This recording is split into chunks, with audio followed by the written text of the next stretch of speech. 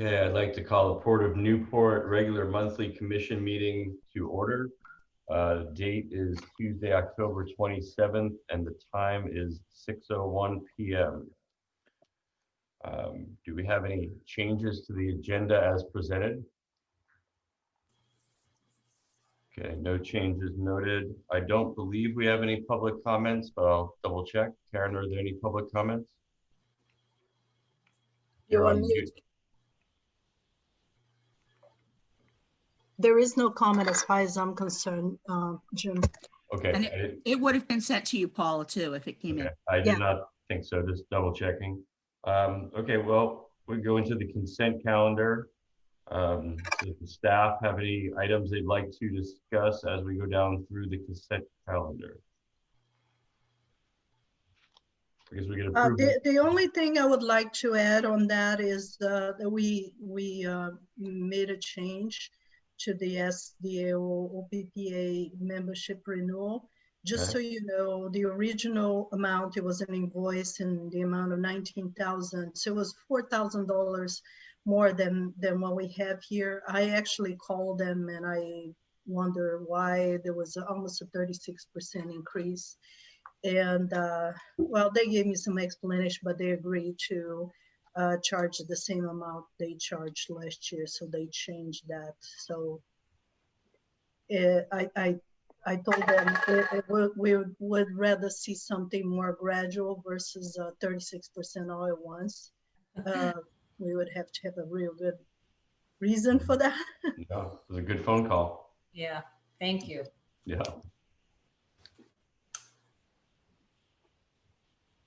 Any other questions or comments regarding the consent calendar?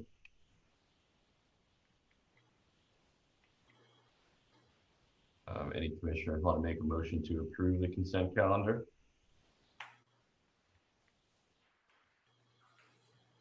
I move we approve the consent calendar.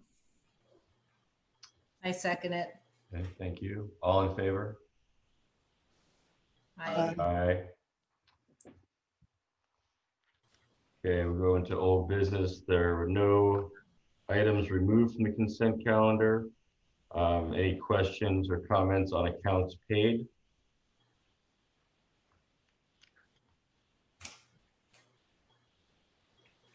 Okay, I'll entertain a movement for that. I move we approve the accounts paid. Okay, I'll second that, Skill. all in favor? Aye. Aye. Aye. This is going pretty smooth so far. All right, page 57, phase 3, scope of work, administration building, Capri and Global Architects.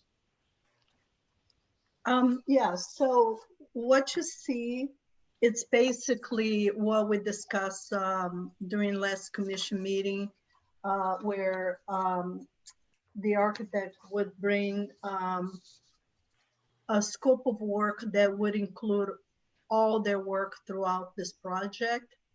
And the concept here is that we would get to a point where we would have enough information or design to get it out for a contractor's bid. And as you may have noticed, in order to get to that, we would need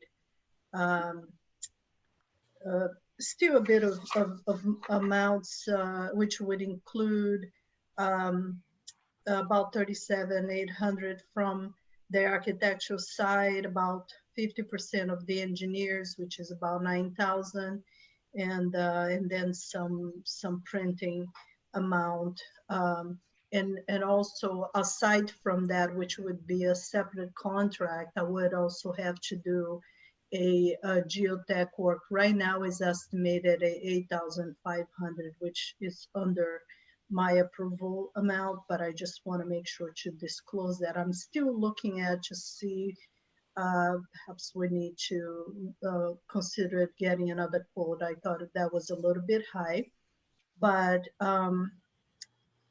the amount right now that we would work on it's the amounts I just mentioned in order to be able to even get a contractor's bid. Although what we're asking is for the approval of the entire scope of work so we don't have to keep coming back, as mentioned before. And we obviously wouldn't proceed further beyond the amounts I gave you if we felt like, if we decide to proceed with the RFP and that amount came much higher than the amounts we have been discussing, which is probably around 1.2 or so. I think we budget, well, the architect's budget is about 1.5, including the furnishings and permitting and all that. So that's kind of what we're looking at it at this point. I also have included a draft schedule that I asked Dustin to put together for us as how long would it take for us to even get there. So as you can see, if we approve this and we move forward, they will continue, they will complete the design to a point where we can at least get some sort of estimate from someone, a contractor or an estimating company, and be able to move forward. And that will take at least 2-3 months to get it done. So we're not gonna be able to even get that estimate until probably around January. And if we decide to proceed, then we're gonna put an RFP out. So we're talking about probably the end of February, March, before we would actually make a decision if we're gonna actually build this building or not.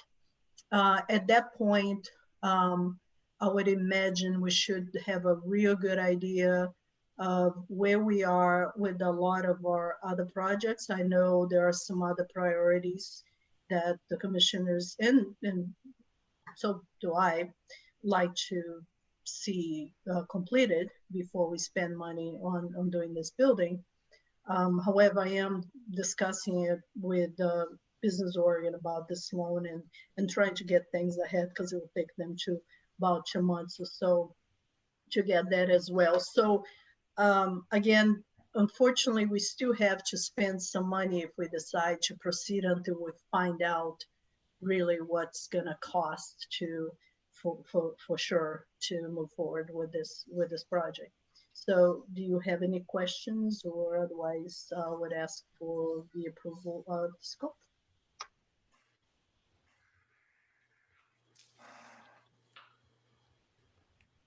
Jeff?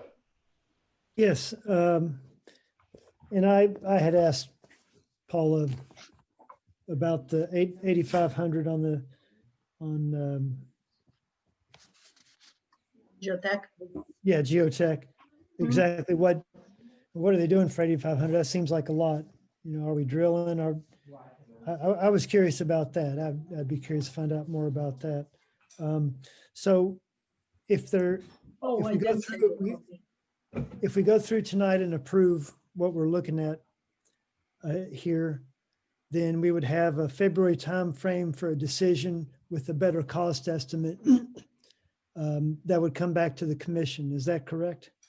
Yeah, it will be somewhere around February, March. I'm probably thinking March is more likely. Yes, we wouldn't proceed with all these costs here until we have a better idea of what will take to get this building built. And I absolutely want to make sure that you're comfortable with that amount before we move forward. And not only with the amount, but also where we are in the process, because I understand the commissioners are very interested in making sure that we have other projects aligned as well. So, well, at least I'll try to give you a good picture of where we are in the process with the projects, as well as the cost of moving forward with this building. That's good. Thank you. And I was thinking that when it comes to that February time frame, the issues we would be looking at that point would be, one, obviously the cost of the building. The second would be just what you mentioned. What other are we able to be completing the other priorities that have been laid out? That would be the second thing. The third thing would be kind of associated.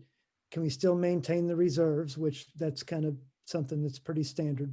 Just thought I'd go ahead and verbalize that.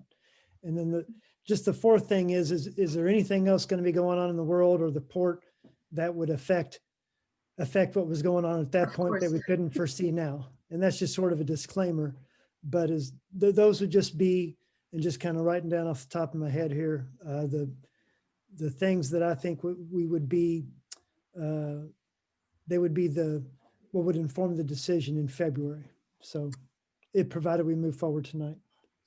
I appreciate that, Jeff. And one thing I can say pretty comfortably is that we have absolutely no intent of touching the reserves. If we can do it with the amounts that we have planned on doing it, great. But we certainly have no intent. I don't think this project in particular would be one project that we would touch the reserve in order to get it done. So I feel pretty strongly that we wouldn't be touching the reserves.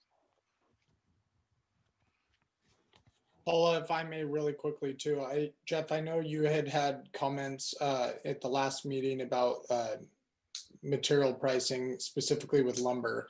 And I'm happy to report we have a slight slide. So at this point, it's peaked basically sort of towards the end of August, and we're sliding back down. So nothing's to say that's going to continue, but just we're about 25% down from that peak where we were at this point. So that's good news all the way around, especially as it relates to this project. Thank you, Dustin. Yeah, this is Gil. So that was going to be my question. Are we assuming some kind of inflation, major inflation, that over 4 months, all of a sudden the price could go up 20%? I remember when the Marine Science new building was going up, it was amazing how much the cost during that time went up every few months. And it really impacted, basically a lot of the decision-making because it was so inflationary. I guess that goes back to you, Dustin. Because I think we're giving the go-ahead to move forward. That's why we're spending this money on the architectural design to go forward. I think unless there's some shock here, some major shock to the system, I assume we're moving forward on this. And the only shock would be if there is major inflation. But it sounds like, Dustin, that at least for now, we're not expecting that. And unless there's some, major mistake that was made with the rough estimates, that we should hopefully be close to that 1.2 million. I'll let Dustin chime in here in just a minute, but let me just say, Gil, that on the original estimate that we provide you, we made a point of having a 20% contingency, and that's why we have those contingencies for all, especially in if you're doing a repair of a building or expansion of a building or something like that. Usually, often the contingencies are for things you find out as you opening up things, because often you open up things to a can of worms, that you didn't know existed. With a brand new building, I think you were really looking at things like that. It's, prices increases and things like that. But I'm sure Dustin would have more insights on it. But I believe that's one of the reasons we go. Some people go with 10%, some people go with 15%. We went with 20% just to make sure that we cover our bases. Yeah, Paul, I think you captured that perfectly. We did a large contingency for that reason because, as we get to a greater level of specificity with our drawings, obviously the cost estimating becomes more accurate as we kind of continue there. Obviously, your investment increases with that as well.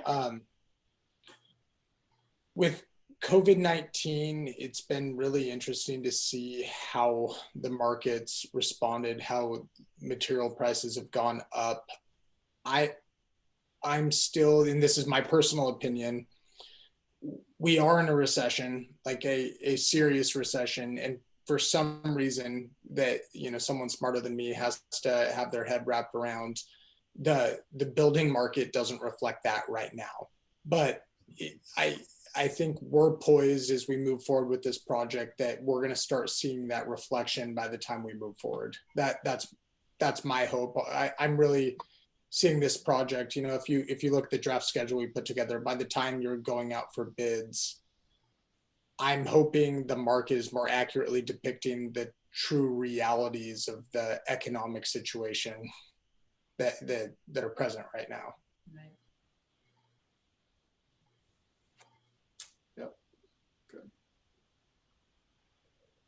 Does that answer your question, Gil? Yeah, no, it does. And as you were speaking, I was thinking about even today, the reports about the rental markets nationally collapsing because people can't pay their rents, et cetera, et cetera. So it'll be interesting to see how this plays out. That business rental markets should be entering a negative, and how that ultimately affects new construction costs.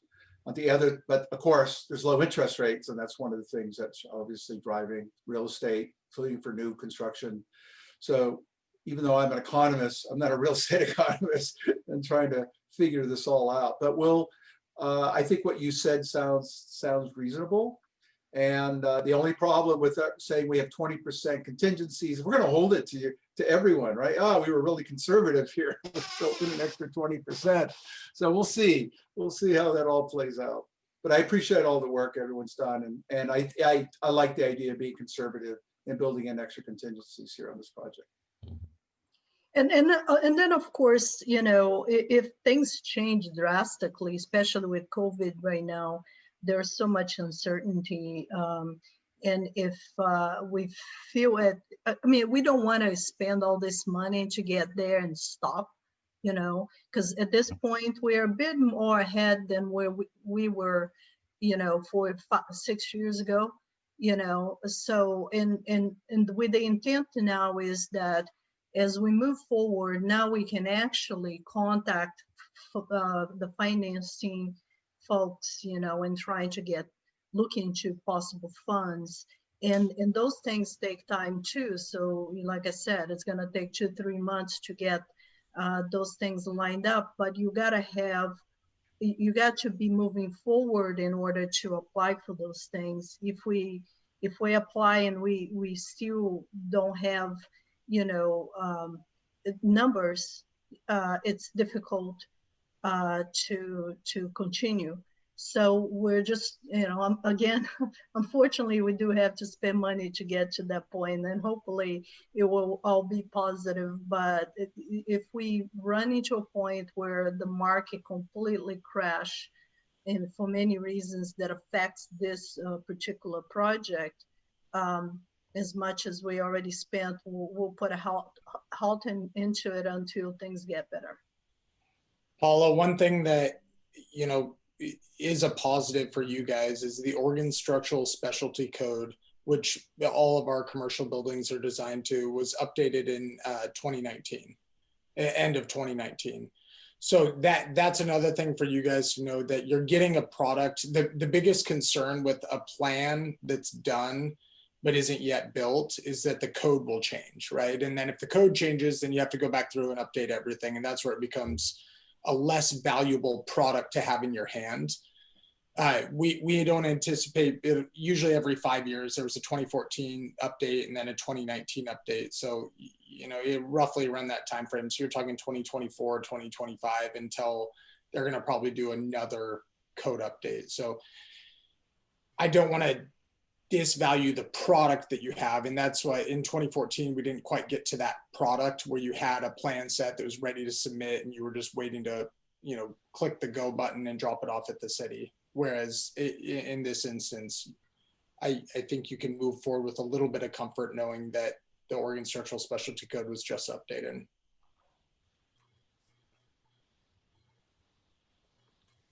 Okay, any other comments from the commission?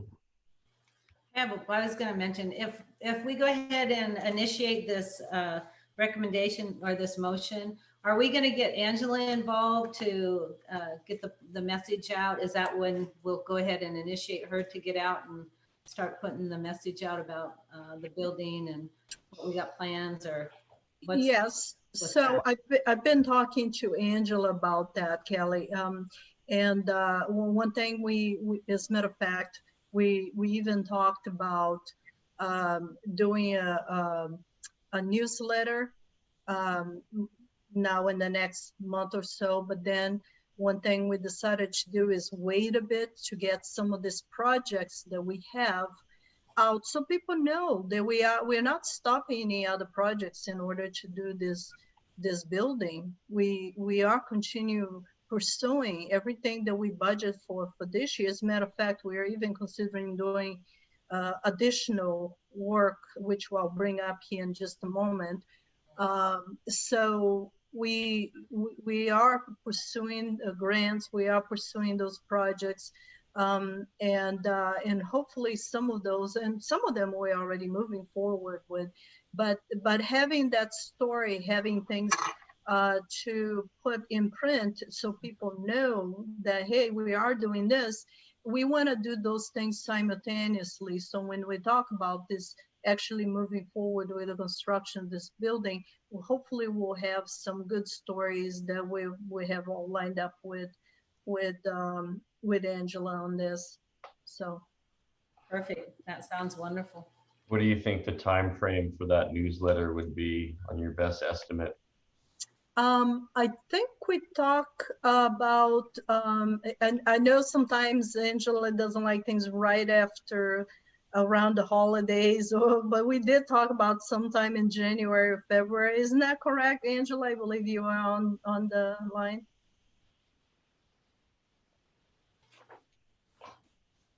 She's not connected to audio. Oh, she's not. Okay, never mind. Then in that case, but I believe that's about the time we talked about it, because meanwhile will give us a chance to do a few e-blasts. As a matter of fact, we're working on one right now. You know, we'll continue updating people where we are on some projects, but for the newsletter, we want something more biffed up, you know, to really put out there, because that's for the general public. With the e-blast, it's for our stakeholders.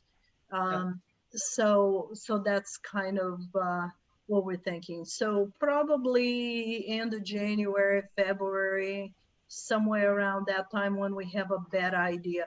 We'll work on that timeline when we have a better idea where we are sitting. Some of these projects we should know better here in the next month or two. And that will pretty much, I mean, we need some time to write the stories, put out full print and all that too, so. Then when do we anticipate the next commercial Fisher user group? You know, right now we, excuse me, we haven't really had a discussion about in the past. Seems like every time we had a topic that affect them, it's when we schedule that. Right. So prior to Port 5 project. Yeah, exactly. So, well, with that one, it wouldn't be a general fishermen's user group, just, you know, for general discussion.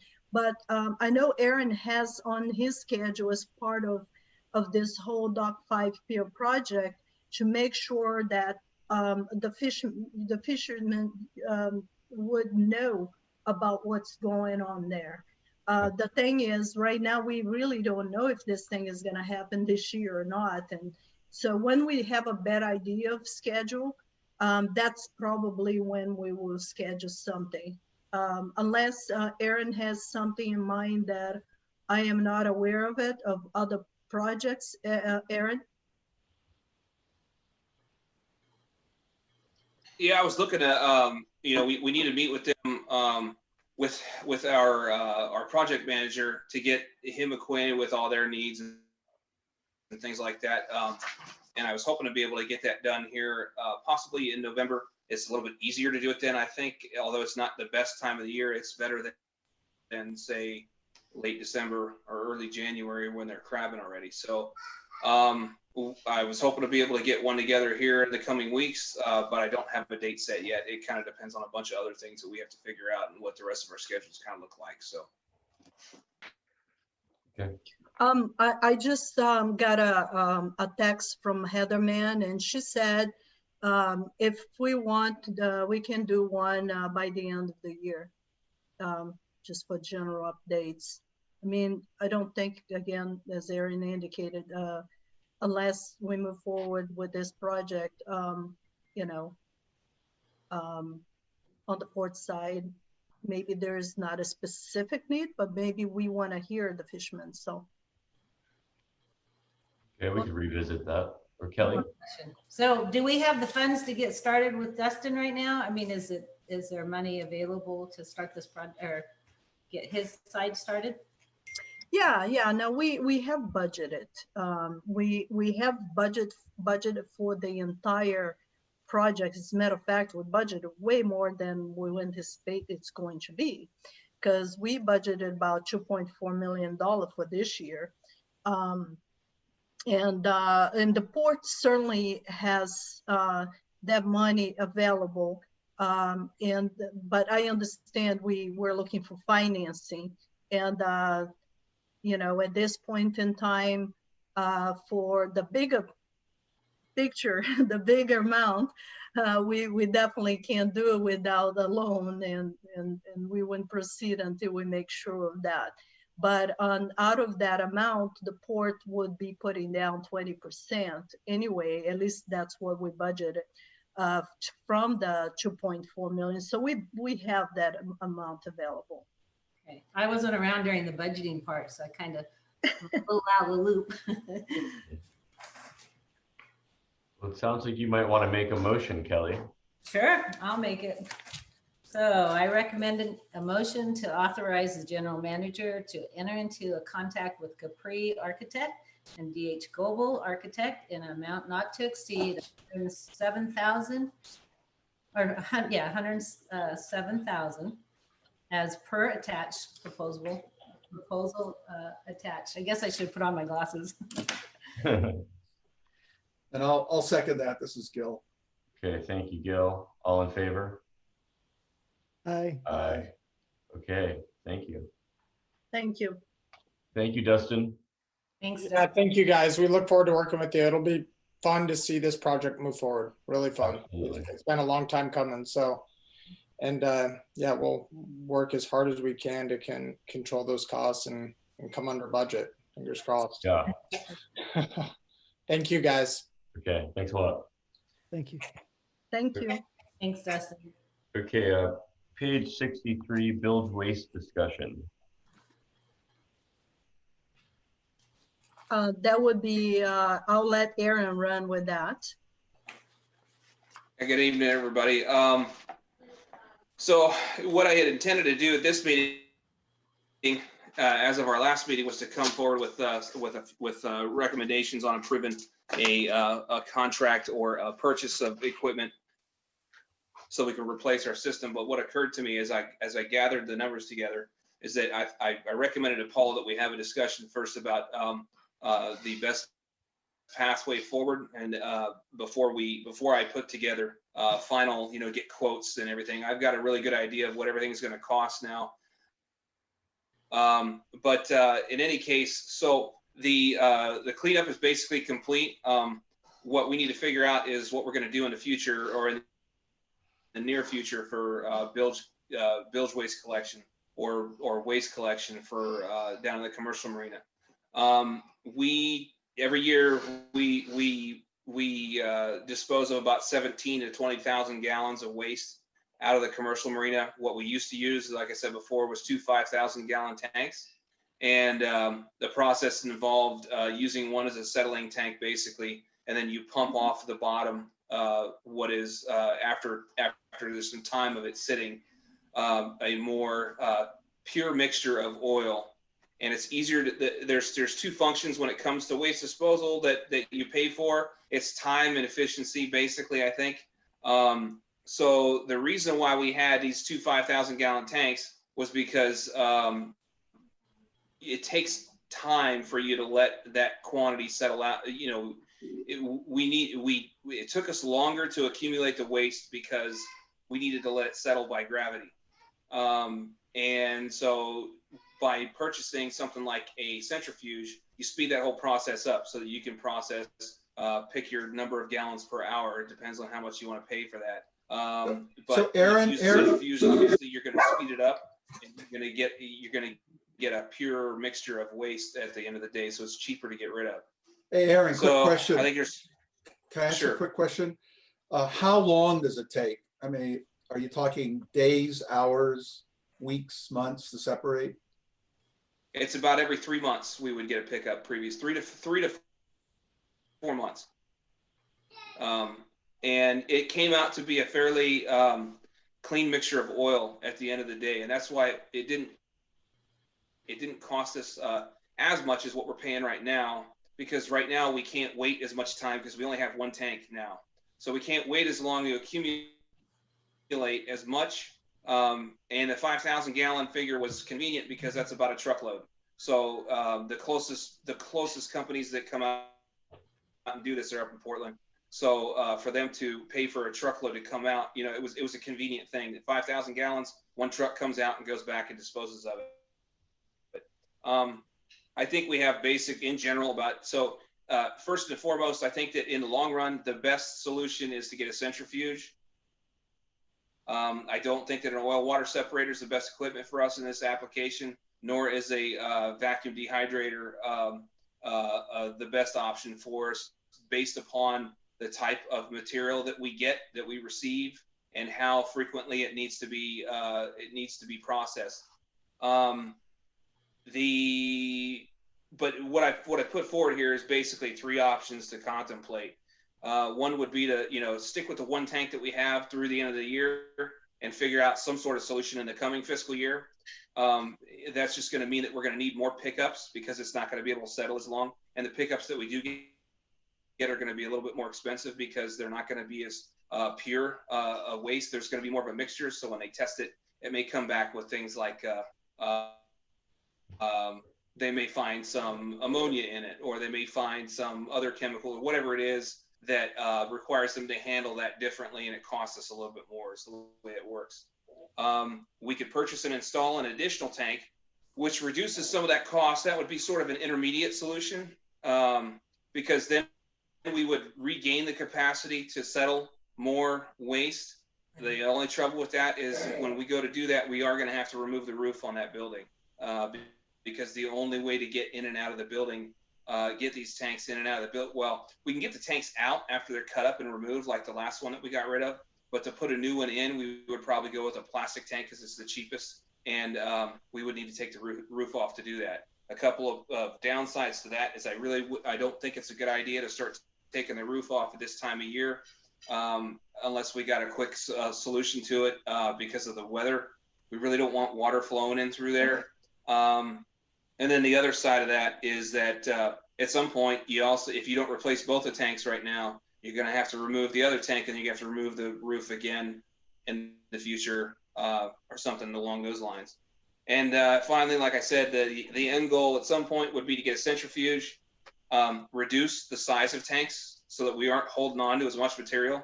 Because the drawback, in the waste disposal world, the idea is that you want to have as little on hand as absolutely possible, because the more that you keep, the larger your potential spill is. So in order to reduce our risk, we want to have a smaller quantity on hand.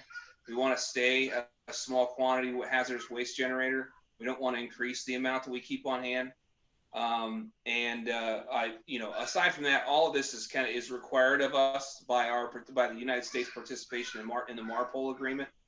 So we need to have the capacity to dispose of waste that is generated at sea from vessels.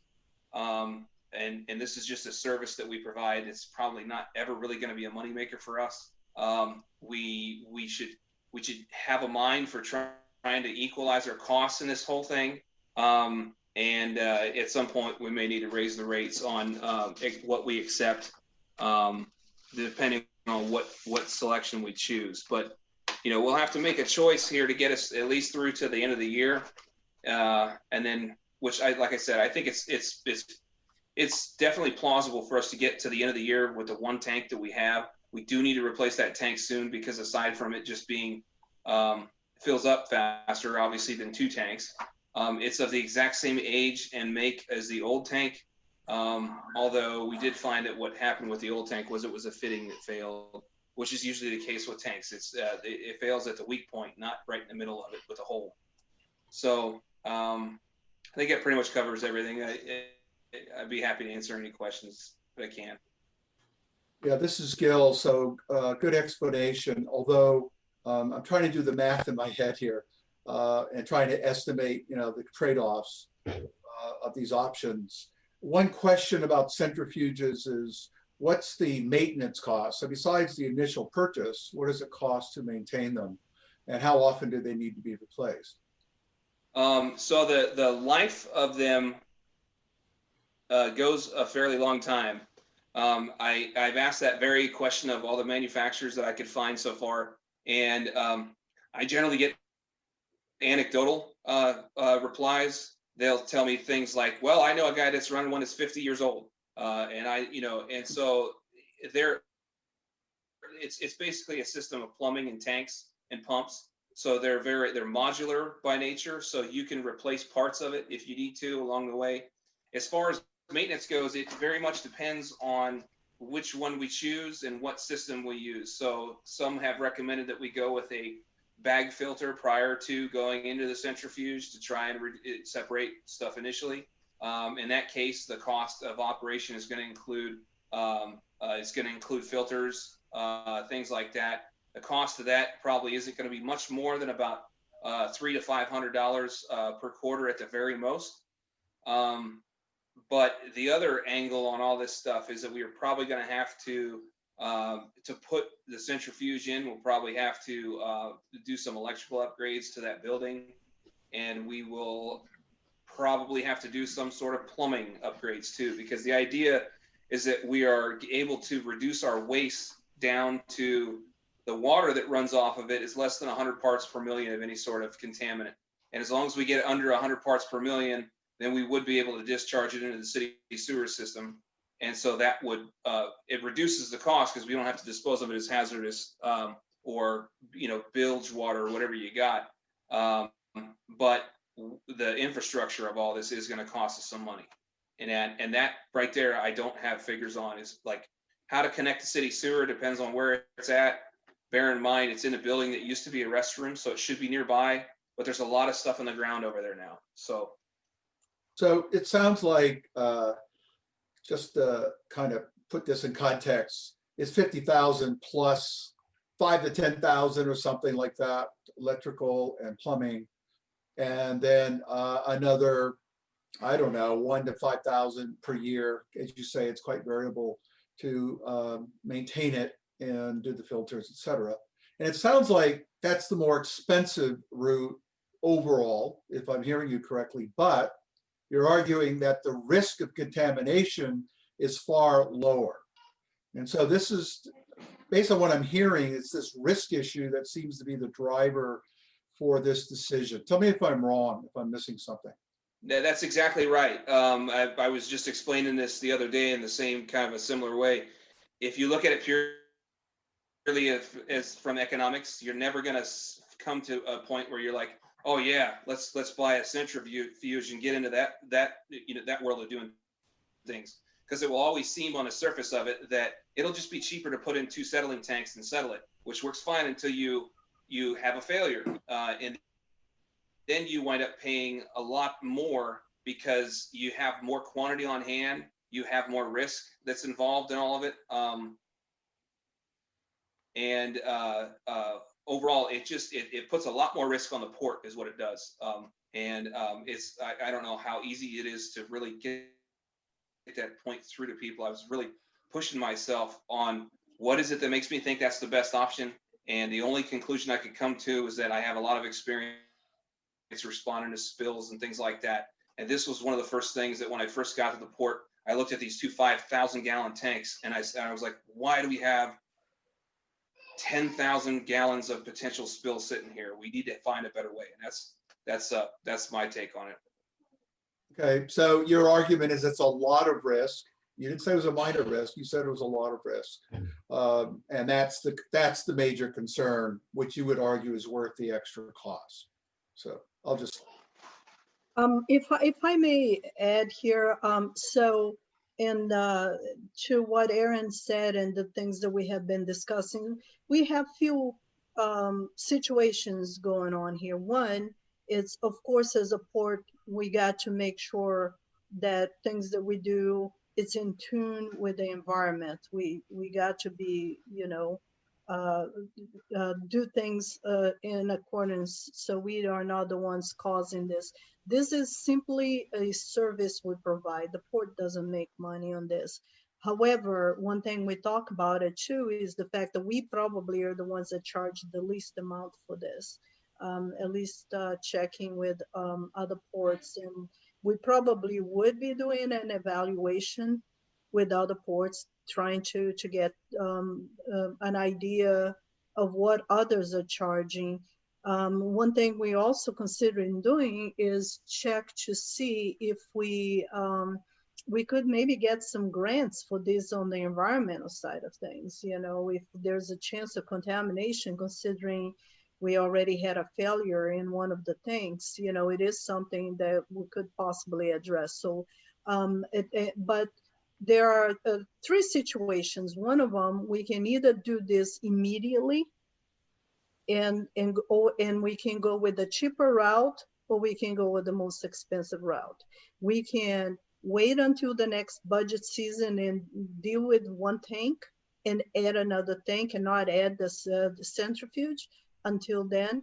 And then we can also evaluate, because one of the things we are doing right now is we are trying to see if we can get some plans put together for Port Dock 7. So in replacing Port Dock 7, one of the discussions I had with Aaron is that we could possibly add that whole system closer to the dock.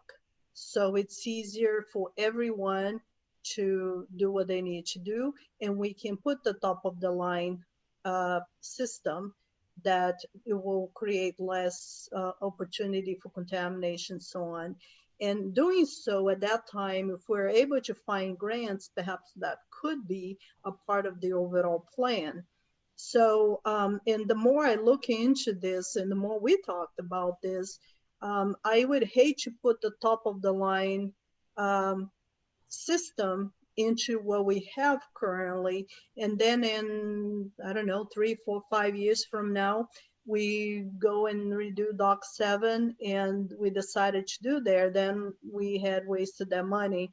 Or we can go with a little less expensive route right now. But then there's always more maintenance, because we would have smaller tanks and there is a chance that the other tank would break. So, and that's one of the reasons we brought this as a discussion item to you, so you can help us make a decision and what you prefer is the best route.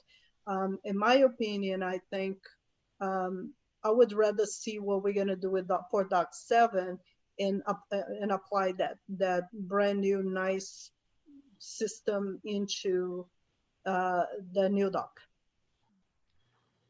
May I make a couple comments, or I have a couple questions too. So I imagine we've inspected and/or fortified the remaining tank as necessary. What's your level of comfort with the remaining tank?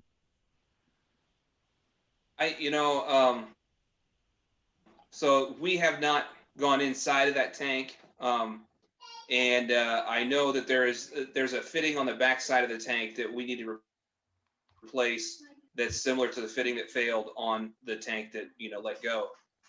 So I think but it's at the point where that thing's pretty much at the end of its lifespan, I think. I don't think we can get another couple years. To me, it seems one of those things where we get through to the end of the year with this tank. I have a fair amount of confidence that we're going to be okay with that.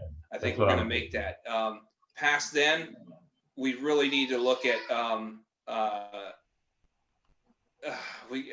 hate to say it, but I think we need to look at replacing that second tank to make sure that we don't have any problems with it. But the thing about that is I don't recommend going with another single wall tank. I think we need to put double wall tanks in there. Sure. Because it's an old restroom. it's not like a, it's not the best facility. So I really don't want to rely on this containment area. Does That that pass held up this code? time okay, but did seep a little bit. Right. What's Does that? does that building pass code for containment? Does it have the proper? I don't know what wall? the code specs are off the top of my head, but Right. I have a sneaking suspicion that it's not really, I mean, it's not adequate because it didn't really perform as way you would prefer it to anyway. So Okay.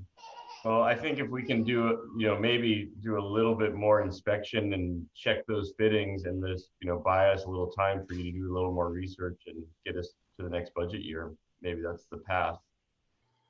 If you guys agree with that. Yeah, I'm tending to agree with that. One other question though, we have other tanks of fuels, right? The port does. Correct? say again. The port has other tanks that hold petroleum products, correct? And are they Yeah, that's also, correct. do they have the same level of risk or a lower level of risk? I assume those tanks also at some point have to be replaced, et cetera. Well, as one example, we got an in-ground storage tank over in South Beach. I think that, risk assessment is not my specialty, but I think that the risk is probably equal to or possibly greater because it's in the ground and it doesn't have a containment area around of any sort whatsoever. I was just sitting here thinking about containment areas a minute ago, and I don't know. I have to go back and check those requirements again, and I don't know how specific it gets. I don't think it gets terribly specific on what's allowable as far as a containment area goes.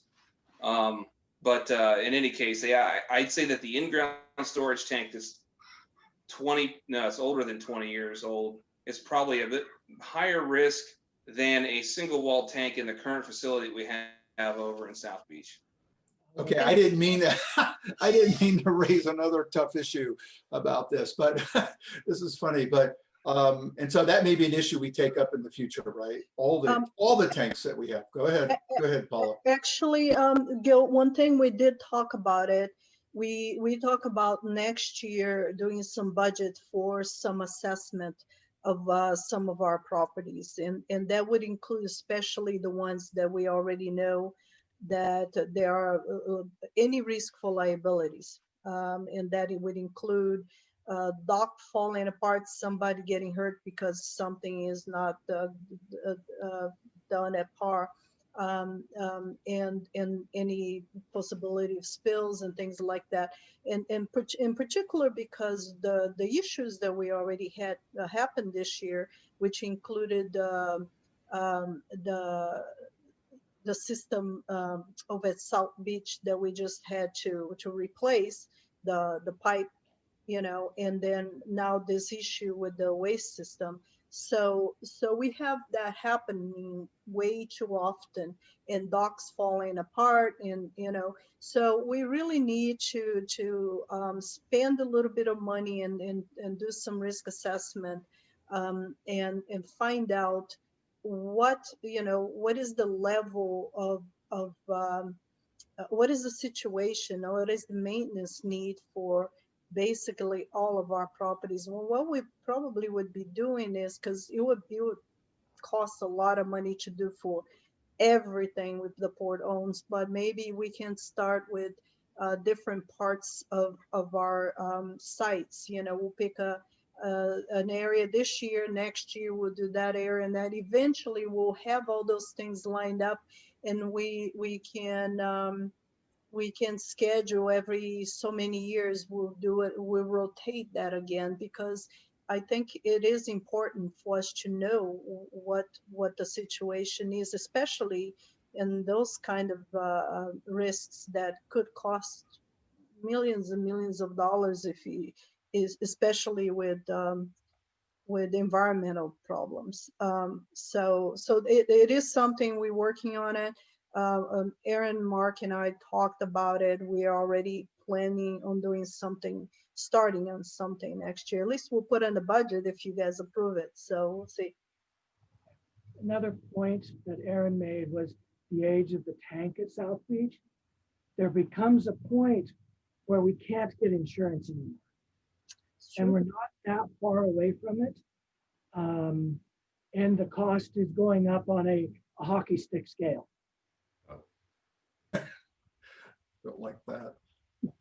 All right, so it sounds Yeah. like, go ahead, Aaron. Our waste tanks over in the commercial marina, they're in a different world because they're they're above ground instead of in ground. I mean, in ground tanks are widely accepted as much more risky than placing things above ground. But if we go, like I said, so if we put double walled tanks in, you don't really have to have those on. We could park a double walled tank on the asphalt and still be in compliance with all requirements. It's not, I don't think it's a good choice because any kind of bilge waste or waste facility that you have around here needs to have a roof on it, because what happens is the rain comes in there and it starts washing any bit, because people aren't that neat with the waste. I mean, it gets, it gets on the tank and it's just not a good idea. So you want to have it covered, in which we have a building that could cover it. And as long as we get plastic double wall tanks, I mean, they're not that expensive. They're around $9,000 or $10,000 a piece, depending on what size you get. And if we can fit a couple of them in there, that we're not going to be able to do 10,000 gallons anymore, we'll do that. But like I said, I don't know if that's a solution for this year, because just to pull that off, there's a number of problems with it. We have to take the roof off and things like that. But I think this tank will get us through to the end of this fiscal year, at least buy some time. And maybe that's a better solution, after that, is going with a couple double wall tanks inside. Seems like fiscally that wouldn't be that bad, and if we can wait till next budget year, that'd be pretty prudent. My opinion. Yeah, my opinion too. I think that makes the most sense. It just better not fail in the next few months. That's all. Yeah. Take a good look at it before we fill it. Yeah. Okay, we're ready to go on to item E, rogue lease amendments. I was just going to throw in, Jim, Oh, sorry, Kelly. I did like what Paula was saying about waiting till, or trying to work that into the Dock 7 project. And, when they go to figure out the plans there, it'd be good to maybe work it in at that point. So I'm with the tanks also. I mean, getting the double wall tanks, and anyway, and then having you guys make sure the inspection on that other tank right now is going to kind of hold us till then, hold us till the end of the year, so first fiscal year. So that's all. Okay, thank you.